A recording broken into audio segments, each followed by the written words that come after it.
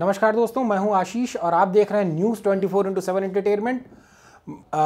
जैसा कि राजनीतिक गलियारों में उठापटक बहुत तेज हो गई है, 2019 के चुनाव आ रहे हैं और जिस तरीके से उत्तर प्रदेश में बहुत भारी फेरबदल हुआ, मायावती और अखिलेश यादव का जो गठबंधन हुआ है, इन सब तमाम सियासी कवायद जो चल रही है 19 के चुनाव को लेकर, इसके बीच में एक बहुत बड़ा मेजर चेंज देखने को मिल रहा है। भारतीय जनता पार्टी जिसका शासन है, नरेंद्र मोदी जो प्रधानमंत्री हैं, वो कहीं ना कहीं उनकी जो संगठन क्षमता है उसके ऊपर एक प्रश्न चिन्ह लग रहा है। और इन्हीं सब मुद्दों पर बात करने के लिए आज हमारे साथ हैं श्री दीपक द्विवेदी जी। आप दैनिक भास्कर के एडिटर इन चीफ हैं। इनसे हम बात करेंगे सियासी जो ये घमासान चल रहा है, जो उठापटक चल रहा है 2019 को लेते हुए। तो सर, आपका स्वागत है। सबसे पहला जो मेरा सवाल है कि क्या भारतीय जनता पार्टी जब 2014 में नरेंद्र मोदी की जीत हुई थी तो लग रहा था कि बहुत ही सत्ता का ध्रुवीकरण बहुत सशक्त हुआ है, नरेंद्र मोदी एक ऐसे शासक के रूप में उभरे थे भारतीय जनता पार्टी में कि कोई नेतृत्व में कोई इनका विरोधी नहीं था। लेकिन जिस तरीके से ये 5 साल बीते और अब शत्रुघ्न सिन्हा ने जिस तरीके से ममता बनर्जी के सभा में जो विरोध दर्ज कराया, उसके ऊपर आपका क्या कहना है? क्या भाजपा में असंतोष है? देखिए आशीष जी, राजनीति एक विज्ञान है और उसमें एक तजुर्बे का सबसे बड़ा एक महत्व होता है। नरेंद्र मोदी जी सत्ता में आए, प्रधानमंत्री वो अपनी ताकत से जबरन बने प्रधानमंत्री के जो उम्मीदवार थे। बीजेपी के अंदर कोई उनको चाहता नहीं था कि वो प्रधानमंत्री, चूँकि राजनाथ सिंह जी जिस तरीके से हटे, अमित शाह जी को आना था, ये सारी परिस्थितियां बनी, उनको प्रधानमंत्री जी के रूप में प्रोजेक्ट किया गया। तो वो उनकी अपनी एक कार्यशैली थी, क्षमता थी, उनकी एक आर्थिक उनकी मजबूती थी, जिसके कारण वो देश के प्रधानमंत्री पद के एक दावेदार बने। उसके बाद उनकी अपनी काबिलियत थी, उन्होंने जनता को रिझाया, जनता के सामने बहुत सारे वादे किए, बहुत सारी बातों को रखा और जनता उनके साथ आई। उसके बाद चुनाव उन्होंने जीता, ये उनकी पहली सफलता थी। बुजुर्ग पार्टी के नेताओं को दरकिनार करना, ये उनकी दूसरी रणनीति का हिस्सा था। कहा यह जाता है राजनीति में और सामान्य जीवन में कि बड़े व्यक्ति से बड़ी गलती होती है, छोटे व्यक्ति से छोटी गलती होती है। उन्होंने किसी रणनीति के तहत कि जो 75 साल पार कर चुके हैं, 70 साल पार कर चुके हैं, उनका राजनीति में अब विश्राम का समय आ गया, रिटायरमेंट का समय आ गया है, तो सारे लोगों को पदों से मुक्त कर दिया गया। प्रधानमंत्री जी की अनुमति से ही सारे लोग चुनाव में लड़े थे।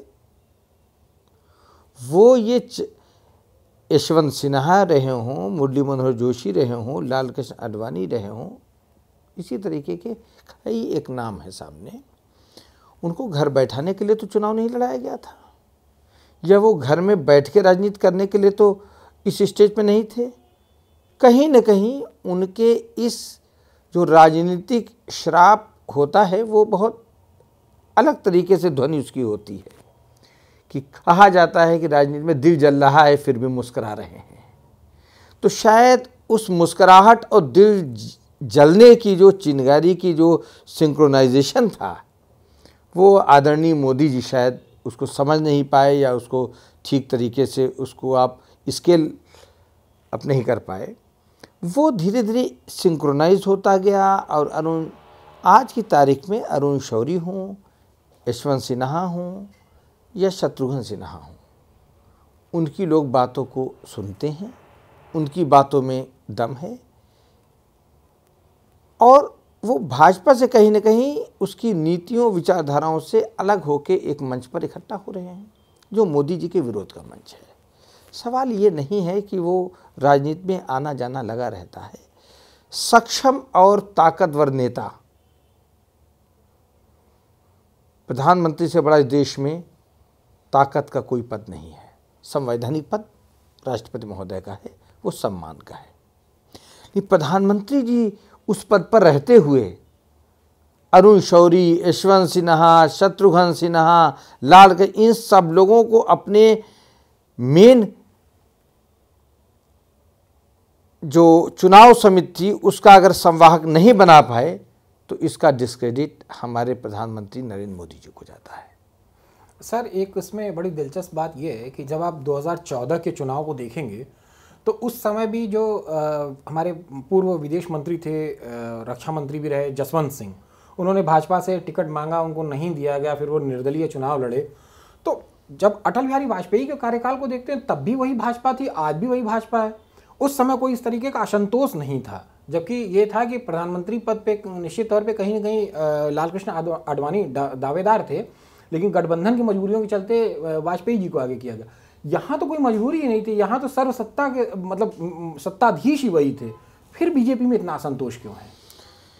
देखिए, मैं आशीष जी समझता हूँ, ये मेरा आकलन है, किसी भी दृष्टि से सही भी हो सकता है, गलत भी हो सकता है, लेकिन जहाँ तक मेरा मानना है कि एक सूक्त वाक्य है, वो अपने धर्म शास्त्रों में कहा गया है, भय बिन होए न प्रीति। लेकिन ये सूक्त वाक्य कहाँ पर फिट होता है, ये जब हम अराजक तत्वों को काबू में करने के लिए लाते हैं तब इस फार्मूले का उपयोग किया जाता है। शायद मोदी जी ने भय बिन होए न प्रीति का जो फार्मूला है नेताओं पर लगाया है। ये लोग बहुत दिग्गज नेता हैं, जिसको कहा जाता है पुराने चावल हैं। ये विभीषण का काम करते हैं, घर में बड़ी बड़ी महल, उसमें ये हाई पोटेंशियल की दीमक लगाते हैं। लीडर को नज़रअंदाज करना ये बहुत मैच्योर्ड पॉलिटिक्स नहीं है। मुझको उस बात की ध्यान आ रही है, कांग्रेस प्रेसिडेंट के खिलाफ चुनाव जितेंद्र प्रसाद जी लड़े। जितेंद्र प्रसाद जी प्रधानमंत्री राजीव गांधी के भी सलाहकार थे और नरसिंह राव जी के भी सलाहकार थे। सारा देश कह रहा था कि ये चुनाव हारेंगे, वो खुद भी कह रहे थे हारेंगे, लेकिन उसमें दो धड़े हुए। जितेंद्र प्रसाद के धड़ों को बहुत कम वोट मिले, उनको लोगों ने बैठने से मना किया, कांग्रेस दफ्तर में जाने से मना किया। लेकिन उसके चुनाव हारने के बाद सोनिया जी ने उनको बुलाया और कहा कि जितेंद्र प्रसाद जी, आप लड़े, आपने अपनी बात कही, बताइए कांग्रेस में और कौन कौन से परिवर्तन होने चाहिए। ये एक बहुत विराट हृदय की, विशाल मानसिकता की राजनीति है। अगर आप जो ऊंची राजनीति करते हो उसका प्रभाव ग्राम प्रधान की राजनीति, गांव की राजनीति तक पड़ता है। अगर आप बड़े और बुजुर्ग नेता का अगर राजनीतिक रूप से तिरस्कार होता है, अपमान होता है, वही परिपाटी राज्य से होते हुए, जिला मुख्यालय से होते गांव की राजनीति में जाती है। तो देश में अच्छी राजनीति का एक मैसेज देने के लिए स्वस्थ परंपरा स्थापित की जानी चाहिए, और उन कुछ परंपराओं में मोदी जी के कुछ प्रयोग असफल हुए हैं, इसमें कोई दो राय नहीं है। मोदी जी ने इन कद्दावर नेताओं को बांध के रखने, इग्नोर करने, कोई भी फार्मूला कि आपको मेन स्ट्रीम में नहीं रहना है, वो लोग आज की तारीख में उभर के सामने आ रहे हैं और उन लोगों की बात लोग सुनना चाहते हैं। अगर मोदी जी इस तरीके की मैकेनिज्म रखते कि इन पुराने नेताओं को भी किसी काम में इंगेज रखना है, तो मुझको लगता है कि शायद आज मोदी जी की स्थिति ज़्यादा बेहतर होती तुलना की जैसी आज है। अगर हम बात करें, अगर कांग्रेस और बीजेपी, इन दोनों पार्टियों में बुजुर्गों की जो स्थिति है, आप उसको किस तरीके से देखते हैं? देखिए, बुजुर्गों की स्थिति में इसमें तो कोई दो राय नहीं है कि बुजुर्ग राजनेता के तजुर्बे को नया उम्र का कोई भी सांसद या विधायक अगर पाले। आशीष जी, ये भी तय हुआ है कि जो अपरिपक्व या नई उम्र के जो देश में नेता आए हैं, उनसे जो अपेक्षाएं थीं वो अपेक्षाओं के मुताबिक खरे नहीं उतरे। और राजनीति में समझने में तजुर्बा आता है। वो तजुर्बा किसी किताब में नहीं लिखा है, वो आपको विभिन्न दलों के, विरोधियों के, अधिकारियों के, समाज के लोगों के मिलने से मिलता है। वो आपकी सहनशीलता को बढ़ाता है, वो आपकी प्रगतिवादी सोच को बढ़ाता है, वो आपके विशाल हृदय की क्षमता को बढ़ाता है, लोगों को अपनाने का एक माध्यम देता है। तो पुराने लीडर्स को जिन लोगों ने इग्नोर किया उनका हश्र अच्छा नहीं हुआ। कांग्रेस ने शीला दीक्षित को इग्नोर किया, दिल्ली में उसको अपना खामियाजा भुगतना पड़ा। मैं ये नहीं कहता कि नई पीढ़ी की ज़रूरत नहीं है, लेकिन नई पीढ़ी को सीखने का मौका कहाँ मिलेगा। हमारे बहुत सारे पदों पर ऐसे लोग बैठे हैं जो पद तो सीनियरिटी का पा गए हैं, लेकिन सिखाने के लिए उनके पास शून्य है। हर व्यक्ति उस मंदिर, उस मस्जिद, उस देवालय में जाता है जहाँ पर उसको कुछ हासिल होता है। अगर कुछ भौतिक रूप से नहीं हासिल होता है तो कुछ ज्ञान हासिल होता है। कोई आदमी ऐसे नेता के दरवाजे नहीं जाना चाहता है जहाँ से उसको किसी भी तरह का कोई लाभ ना हो। तो व्यवहारिक ये है कि हम चुनाव भी लड़ते हैं, लेकिन कुछ परिपक्व राजनीतिक परंपराएं भी स्थापित करते हैं। तो मेरा जो मानना है कि इस विषय में सारे दलों को भी ये समझ में आ रहा है कि हम पुराने लोगों को छोड़ के ज़्यादा दिन तक नहीं चल सकते। आज अब देखिए, जो नए मुख्यमंत्री जहाँ जहाँ प्रदेश में बने हैं उनका हल किसी से छिपा नहीं है। मसलन आप मणिपुर के ये हमारे मानिक सरकार की सरकार वहाँ पे जब गई और जब विप्लव देव आते हैं तो उनके जो बयान हैं वो कहते हैं कि नहीं, जिस तरीके से मतलब इस तरीके के बयान एक मुख्यमंत्री को नहीं शोभा देते हैं। या उत्तर प्रदेश में आदित्यनाथ की भी सरकार देखें तो कई मौक़ों पर उन्होंने जिस तरीके के बयान दिए हैं वो एक मुख्यमंत्री को नहीं शोभा देते। तो परिपक्व नेता जिस तरीके से यशवंत सिन्हा हैं या जिस तरीके से अरुण शौरी हैं, जिनके पास में एक लंबा चौड़ा अनुभव रहा राजनीति के क्षेत्र में, भाजपा अगर उनको इग्नोर कर रही है, या शत्रुघ्न सिन्हा जो स्वास्थ्य मंत्री भी रहे हैं एनडीए के रिजीम में, अटल जी के रिजीम में, इन लोगों को इग्नोर करने का मकसद क्या है नरेंद्र मोदी सरकार का?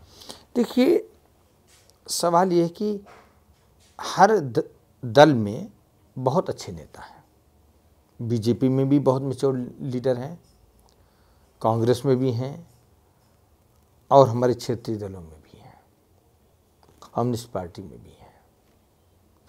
सवाल आदमी की योग्यता और परिपक्वता से होता है। शासन और सत्ता एक महत्वपूर्ण चीज़ है, लेकिन मैंने संसद में ये भी देखा है अपने आँखों से कि स्वर्गीय प्रधानमंत्री जब चंद्रशेखर जी प्रधानमंत्री नहीं थे,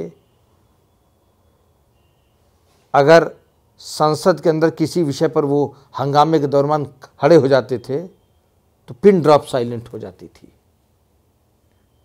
और वो जिसमें प्रधानमंत्री को इंगित करते हुए कहते थे, गृह मंत्री को इंगित करते हुए कहते थे ना कि ये आपकी जिम्मेदारी है, तो पूरा सदन शांत हो जाता था। लीडर की गरिमा उसके पद से होती है, लेकिन उससे ज़्यादा उसकी योग्यता से होती है, उसके बनाए गए आदर्शों पे होती है। मैंने सोमनाथ चटर्जी जी का कार्यकाल देखा है। जब वो विपक्ष में रहे उनका सारा जीवन बीता, और जब वो लोकसभा के अध्यक्ष रहे तब भी देखा। लेकिन जिस समय विरोध में थे वो, अगर वो कभी एक बार सदन में खड़े होते थे किसी विषय पर तो पिन ड्रॉप साइलेंट होती थी। अपोजिशन एंड ट्रेजरी बेंचेस दोनों लोग उनके आगे नतमस्तक होते थे। संसदीय ज्ञान और संसदीय परिपक्वता का कितना महत्व है। बहुत कम समय तक उनको शासन के नज़दीक रहने का मौका मिला सोमनाथ जी को। सारा जीवन तो कम्युनिस्ट में उनका विरोध में ही गया था।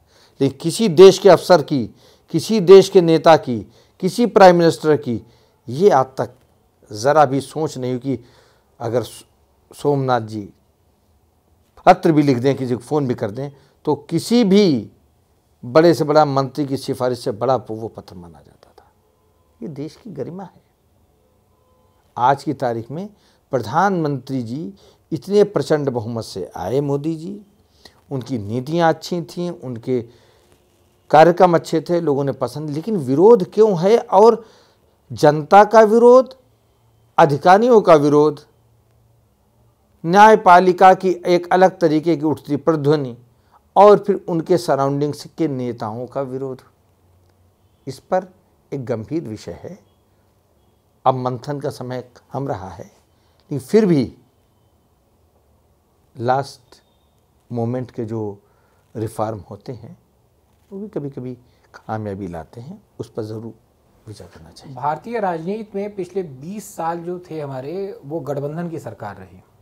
किसी एक दल को इस तरीके का बहुमत नहीं मिला कि वो अपने बल पे सरकार बना सके। ये जो सरकार है 2014 में आई, और जिस तरीके से इन्होंने गठबंधन के बिना पे गठबंधन किया, अपने साथ एनडीए बनाया, लेकिन गठबंधन के बिना भी ये बना सकते थे। 72 सीटें ये भाजपा अकेले उत्तर प्रदेश में जीती 80 सीटों में से।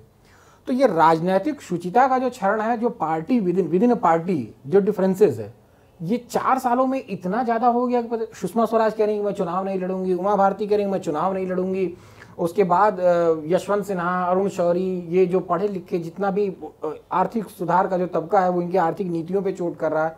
तो ऐसा मतलब आपको क्या लग रहा है कि नरेंद्र मोदी इन लोगों को बांध के नहीं रख पाए, या इन लोगों के साथ सामंजस्य की कमी थी? अब प्रधानमंत्री जी और पार्टी के स्तर पर बहुत गहरी चीज़ों को तो मैं नहीं जानता हूँ, लेकिन इतना मैं ज़रूर जानकारी रखता हूँ कि कहीं न कहीं इस तरीके का एक वातावरण असंतोष का पैदा होना, ये संवादहीनता का सबसे पहला कारण रहा है। और मैंने ये भी देखा है कि वरिष्ठ नेताओं की संवादहीनता और उनका सम्मान में कमी, ये 2 चीज़ें महत्वपूर्ण होती हैं किसी भी सिस्टम को, राजनीतिक सिस्टम को ख़त्म करने के लिए। प्रधानमंत्री जी के पास सरकार भी थी, उनके अपने अंडरस्टैंडिंग गृह प्रदेश के अमित शाह जी पार्टी अध्यक्ष थे। तो ये कहीं न कहीं इस चीज़ में लैप्सेस या कमी आई है, असावधानी हुई है कि ये चिनगारी बढ़ती ही चली गई और उस चिनगारी को कहीं न कहीं इग्नोर किया गया। दूसरा, बीजेपी के अंदर प्रधानमंत्री जी को कितनी जानकारी है ये तो मैं नहीं कह सकता हूँ, ये पार्टी अध्यक्ष जी को कितनी जानकारी, लेकिन ये कहीं न कहीं ये बात ज़रूर है कि हर व्यक्ति ये कहता है कि प्रधानमंत्री जी अभिमानी हैं, प्रधानमंत्री जी घमंडी हैं। ये मैसेज पार्टी में क्यों जा रहा है? हमारा नायक, हमारा कमांडर, हमारा नेता अगर इस तरीके का होगा तो हम फॉलोवर ही उसके बारे में क्या बात करेंगे? तो ये कहीं न कहीं इस तरीके का दूसरा एक सबसे बड़ा कारण है कि पूरी राजनीति देश की गुजरात के ऊपर समेट के रह गई है। ये संदेश चल रहा है। तो इन सारे जो संदेश हैं जो राजनीति का संकुचीकरण कर रहे हैं, उसको बहुत संकुचित करते जा रहे हैं, इसके ऊपर कदम उठाए जाने की आवश्यकता थी।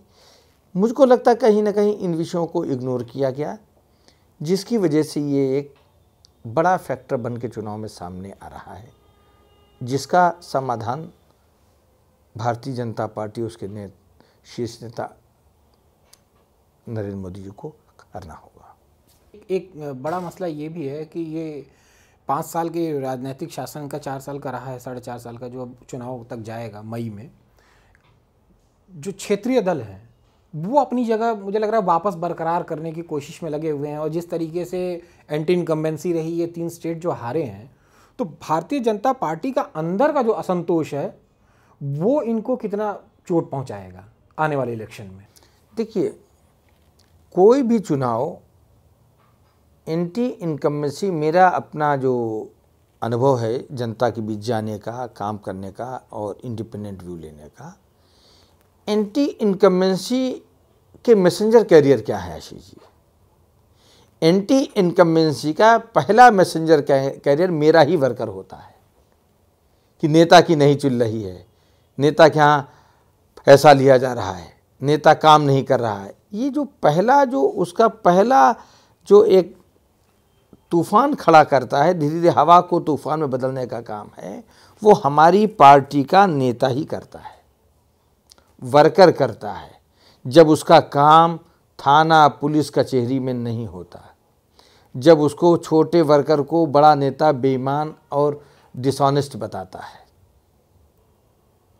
देखिए, इस तरीके से जब हमारा वर्कर ही डिमोरलाइज हो जाता है, तब हम चुनाव हारने की प्रक्रिया में बहुत तेज़ी से उस डायरेक्शन में बढ़ने लगते हैं। जब हम बात करते हैं भारतीय जनता पार्टी की, तो हमारी कई लोगों से बातचीत होती है या अंदर खाने जो सूत्र हैं वो ये बताते हैं कि भारतीय जनता पार्टी में जो नीतिगत फैसले हैं वो अमित शाह और नरेंद्र मोदी बंद कमरे में लेते हैं, और कुछ जो फैसले हैं उसमें राष्ट्रीय सुरक्षा सलाहकार की भी सहमति होती है, जबकि वो मतलब पार्टी का कोई हिस्सा नहीं है। तो ये जो इस तरीके का जो असंतोष है कि आज विदेश मंत्री को हमारे कहना पड़ रहा है कि नहीं, मैं अगला इलेक्शन नहीं लड़ना चाहती हूँ, या उमा भारती का ये कहना है कि मैं नहीं लड़ना चाहती हूँ, और एक तरफ जो इनकी मातृ संस्था है राष्ट्रीय स्वयंसेवक संघ, वहाँ से इस तरीके की बात चल रही है कि नितिन गडकरी को भी हो सकता है प्रधानमंत्री पद का दावेदार बनाया जा सकता है। तो 5 साल के अंदर नरेंद्र मोदी जिस तेजी से उभरे सत्ता के केंद्र बिंदु बनते हुए, भाजपा के अंदर इतना बड़ा विक्षोभ आ गया कि नरेंद्र मोदी के विकल्प के बारे में भी बात हो रही है, लोग बैकआउट भी कर रहे हैं। देखिए आशीष जी, राजनीतिक सच्चाई और राजनीतिक परिपक्वता है कि राजनीति में कोई सन्यासी या प्रवचन देने नहीं आता है। अगर मोदी जी प्रधानमंत्री बन सकते हैं तो उनकी पार्टी में शीर्ष के 5 से 10 नेता ऐसे हैं जो खुद को प्रधानमंत्री के रूप में देखते हैं। कोई गलत बात नहीं है, हर आदमी जानता है। राजनाथ सिंह जी बनना चाहते हैं, गडकरी जी बनना चाहते हैं, बहुत सारे नेता और भी हैं, यशवंत सिन्हा बनना चाहते हैं, बहुत सारे लोग नेता बना, मायावती जी बनना चाहती हैं, राहुल गांधी जी बनना चाहते हैं, अखिलेश। राजनीति में प्रधानमंत्री बनने की इच्छा लालसा सब में है, लेकिन मर्यादा ये कहती है कि हम उस विषय को हर प्लेटफॉर्म पर नहीं उठाएंगे। अगर आपने शीर्ष पद पर रहते हुए अपने बराबर के लोगों का विश्वास जीता होगा तो एक संदेश जाता है, भाई नहीं, आप ही प्रधानमंत्री रहिए। ये मेरा सत्ता के नज़दीक पत्रकारिता का अनुभव करता है। आप प्रबल दावेदार हैं, लेकिन आपको एहसास कराया जाता है कि जितनी अहमियत प्रधानमंत्री की है उतनी अहमियत हमेशा अटल जी ने लाल कृष्ण आडवाणी जी को वो सम्मान दिया कि वो कभी उनकी वो इच्छा बलवती अगर होती भी थी तो सामने निकल के नहीं आती थी, उसके खिलाफ एक आंदोलन नहीं मूव होता था, एक माहौल नहीं बनता था।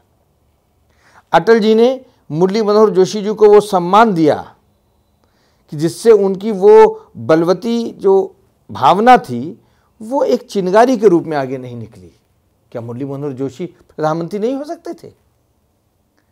जसवंत सिंह में वो गुण नहीं थे, यशवंत सिन्हा में वो गुण नहीं थे, लेकिन अटल जी ने सारे लोगों को अपने निजी प्यार स्नेह से उनको जीत लिया कि उनके आगे सारे लोग नतमस्तक थे कि हमारा लीडर जो इतना सम्मान दे रहा है वही प्रधानमंत्री बनेगा। कहीं न कहीं इन चीज़ों में हमारे माननीय प्रधानमंत्री नरेंद्र मोदी जी की कमी रही। उस कमी को सुधार का वक्त थोड़ा है, लेकिन अगर वो सुधारेंगे तो देश उनको फिर उनकी बात सुनने के लिए तैयार हो सकता है। चलते चलते हमारा आखिरी जो प्रश्न है हम उस पर आते हैं। चूँकि आप पत्रकारिता के शीर्ष पद पे हैं और आपने अपने जीवन के 3 दशक आपने पत्रकारिता को दिए, जो आप लंबे समय तक आपका जो करियर रहा पत्रकारिता में, और लुटियन जोन में भी आप बहुत घूमे, संसद के गलियारे में आप बहुत घूमे, सत्ता के पास रहे, विपक्ष के पास रहे, आप हर जगह गए हैं।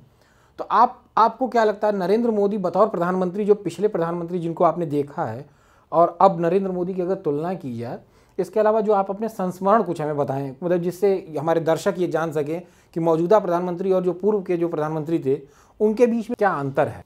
प्रधानमंत्री नरेंद्र मोदी जी जिस समय शपथ ग्रहण करने के बाद देश में उन्होंने एक काम काज शुरू किया। प्रधानमंत्री जी का एक आभा मंडल था, औरा था, अपेक्षाएं थीं, खौफ था। उन सारी चीज़ों का धीरे धीरे धीरे धीरे क्षरण होता गया। क्यों होता गया? ये एक शोध का विषय है। प्रधानमंत्री जी की वाणी में विनम्रता तो रही, लेकिन व्यवहार में कुछ विनम्रता में कमी थी, जैसा कि मुझको लोगों ने बताया, जो लोग प्रधानमंत्री से मिलते जुलते रहते हैं। पूर्व के प्रधानमंत्रियों में सारे लोग जनता से मिलते थे, विरोधी दल के नेताओं से मिलते थे, कुछ जगह घरों पर जाते थे। तो एक संदेश रहता था कि प्रधानमंत्री विनम्रता की मूर्ति है। आपका व्यक्तिगत अनुभव किसी प्रधानमंत्री के साथ? मेरा कई प्रधानमंत्री, उसके पीछे के, चाहे मनमोहन सिंह जी रहे हों, चाहे पीवी नरसिंह राव जी रहे हों, चाहे उसके गुजराल साथ रहे हों, चाहे उसमें चंद्रशेखर जी रहे हों, हमारा कहीं न कहीं संपर्क लोगों से, इन लोगों को मैं निजी तौर से जानता रहा हूँ। देवगौड़ा जी भी, अटल जी तो सर्वोपरि। तो उन लोगों में जनता के प्रति जब कोई पैरवी या सिफारिश या मिलने की बात करता था तो उनके अंदर जैसे आत्मीयता छलक पड़ती थी।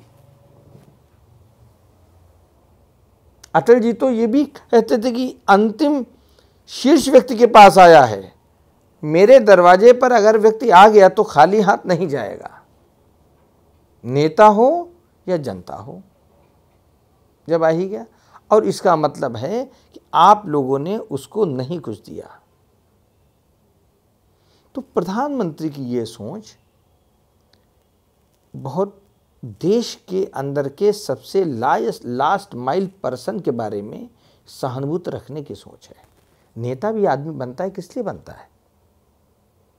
मैं एमपी होऊंगा, एमएलए होऊंगा, मिनिस्टर बनूंगा, बड़ा मिनिस्टर बनूंगा, कैबिनेट मिनिस्टर बनूंगा, उसके बाद मौका लगेगा तो अगर मैं प्रधानमंत्री भी बनूंगा। तो आज की तारीख में देश में प्रधानमंत्री के 100 उम्मीदवार हैं, मौका नहीं मिल रहा है, समय साथ नहीं दे रहा है, तो इससे सब खामोश है। कौन नहीं बनना चाहता? छोटे छोटे दलों की जो ममता जी ने रैली की, तो ममता जी इसलिए किया है, अरे वो भी एक प्रधानमंत्री पद की उनकी एक लालसा है। यशवंत सिन्हा गए, उनकी भी एक लालसा है, मायावती जी की भी लालसा है, मुलायम सिंह जी की भी लालसा है, किसकी लालसा नहीं है? खैर ये तो संख्या बल बताएगा कि कौन आके प्रधानमंत्री बनता है 2019 में, किस पार्टी की संख्या बल मजबूत होती है। तो ये, लेकिन अभी जो भाजपा के अंदर जितने बड़े छत्रप हैं, चाहे लाल कृष्ण आडवाणी हो, चाहे मुरली मनोहर जोशी हो, चाहे यशवंत सिन्हा हो, शत्रुघ्न सिन्हा हो, आपको क्या लगता है कि ये भाजपा का भला करेंगे या भाजपा को नुकसान करेंगे? देखिए, सवाल यह है कि इन लोगों की दृष्टि में ये लोग मोदी जी को प्रधानमंत्री के रूप में नहीं देखना चाहते। सीधा इसका जवाब ये है। अब प्रधानमंत्री जी इनसे, उनके मन में इनके बारे में क्या विचार है तो प्रधानमंत्री जी बता सकते हैं। लेकिन अगर इतने लोग इकट्ठे होकर ये कह रहे हैं कि मैं प्रधानमंत्री नरेंद्र मोदी जी को प्रधानमंत्री पद पर नहीं आने देना चाहता हूं, तो इसमें प्रधानमंत्री जी को अपने राजनीतिक सलाहकारों से ये बात जरूर पूछनी चाहिए, भाई आप सबको बड़े बड़े पदों पर मैंने बैठाया है, बड़ी बड़ी जिम्मेदारियां दी हैं, ये इतना बड़ा जमावड़ा इकट्ठा हो गया, आप लोगों ने क्या राजनीतिक प्रबंध किया? ये तो प्रधानमंत्री को उनसे पूछ, प्रधानमंत्री जी जनता से नहीं पूछ सकते। प्रधानमंत्री जी, जिनको प्रधानमंत्री जी ने बड़े बड़े ओहदे दिए हैं, उनको बुला के उनसे पूछना चाहिए, भाई ये क्या हुआ? लेकिन ये अपने आप में प्रधानमंत्री जी की दुर्बलता, प्रधानमंत्री जी की घटती साख, प्रधानमंत्री का एक क्षरण होता हुआ उनका औरा, इसका ये जीवंत उदाहरण है। और ये राजनीतिक एक साइंस है, पॉलिटिक्स इज साइंस। तो ये अपने आप में शोध का विषय कि एक नेता शीर्ष से ऊपर से नीचे तक आता चला गया, उसका कारण क्या है? लेकिन महत्वपूर्ण चीज ये है हमारे देश में शासन तंत्र डेमोक्रेसी में राजनेता चलाता है, लेकिन दुर्भाग्य की बात यह है कि राजनेताओं को ट्रेनिंग देने के लिए, उनके शिविर लगाने के लिए, उनकी अच्छी पौध पैदा करने के लिए देश में किसी ने कोई कार्य नहीं किया। अफसर होगा उसकी ट्रेनिंग होगी, आईएएस होगा, आईपीएस होगा, पीसीएस होगा, इवन पुलिस में सब इंस्पेक्टर, दरोगा और थानेदार, सिपाही की ट्रेनिंग होती है। हमारे यहाँ नेताओं की ट्रेनिंग का, तो हम उनसे अच्छे व्यवहार की कैसे अपेक्षा करेंगे? ये एक महत्वपूर्ण विषय है और मुझको ये लगता है कि इस पर चुनाव आयोग को भी सोचना चाहिए कि हमारे जो नेता हैं उनके अलग अलग कैटेगरी में उनको किस तरीके से संवाद के जरिए उनको जोड़ा जाए और उनको एक ट्रेंड किया जाए, उनको कुछ चीज़ें बताई जाएं, उनको एक ऐसा नामकरण किया जाए जिससे उनको ख़राब भी ना लगे और वो उसमें पार्टिसिपेट भी करें। तो इसका मतलब आप ये कह रहे हैं कि नेताओं की भी एक ट्रेनिंग होनी चाहिए बाकायदा, ताकि वो जब जनता से संवाद करें या जनसभाओं में जाएं या अपनी पार्टी के बीच में जाएं तो आप अपनी स्थिति को मजबूत करें और पार्टी और देश की स्थिति को मजबूत करें। आज की तारीख में सबसे महत्वपूर्ण विषय है, आप देखिए कि कोई भी स्टेट का चीफ मिनिस्टर या मिनिस्टर देश की आर्थिक व्यवस्था के बारे में कोई बात नहीं करता है। सारी जगह व्यापार है, सारे लोग व्यापार करते हैं। आपने आज तक कोई स्टेटमेंट पढ़ा कि किसी चीफ मिनिस्टर ने ये कहा हो कि डॉलर का रेट ऊपर जा रहा है या डॉलर का रेट नीचे पा रहा हो, या हमारा जीडीपी यहाँ जा रहा है और हमारी जो ग्रोथ है यहाँ जा रही है? किसी आपने स्टेट चीफ मिनिस्टर के मुँह से हमने तो नहीं सुना है। तो अगर ये ट्रेनिंग अगर आपको लीडर्स को रहेगी, यही ट्रेनिंग हमारे गांव की ग्राम पंचायत तक जाएगी। जैसा सेक्रेटेरिएट दिल्ली का पार्लियामेंट है, जैसे स्टेट की विधानसभाएं हैं, कानूनन संविधान के तौर पर हमारी ग्राम पंचायतें हैं, लेकिन दुर्भाग्य की विषय है कि ग्राम पंचायतों को मजबूत करने के लिए कोई व्यवहारिक पहल नहीं हो रही है, क्योंकि वो बुनियाद है जहाँ से देश के अच्छे लीडर निकलेंगे, अच्छे साइंटिस्ट निकलेंगे, अच्छे टीचर निकलेंगे और अच्छे हमारे युवा निकलेंगे। तो दोस्तों, आप सुन रहे थे अभी हमारी एक परिचर्चा, हमारे साथ दीपक द्विवेदी जी थे और जिस तरीके से हम लोग बातचीत कर रहे थे, सत्ता का जो ह्रास हुआ, जो विकेंद्रीकरण होना चाहिए था, जो एक जगह सत्ता की गोलबंदी हो गई और नरेंद्र मोदी शीर्ष स्तर पे बैठे हमारे प्रधानमंत्री, उनके नीचे जो बगावत हो रही थी उसके ऊपर हम बात कर रहे थे श्री दीपक द्विवेदी से। आपका बहुत बहुत शुक्रिया, आपने हमें समय दिया। और दर्शकों, हम इसी तरीके के ज्वलंत मुद्दों पर दीपक जी के पास में आते रहेंगे, उनसे विचार जानते रहेंगे। तब तक के लिए हम आपसे इजाज़त लेते हैं। न्यूज़ 24/7 एंटरटेनमेंट को आप लाइक करें, सब्सक्राइब करें और इसी तरीके की परिचर्चाएं हम आपको हमेशा दिखाते रहेंगे। धन्यवाद।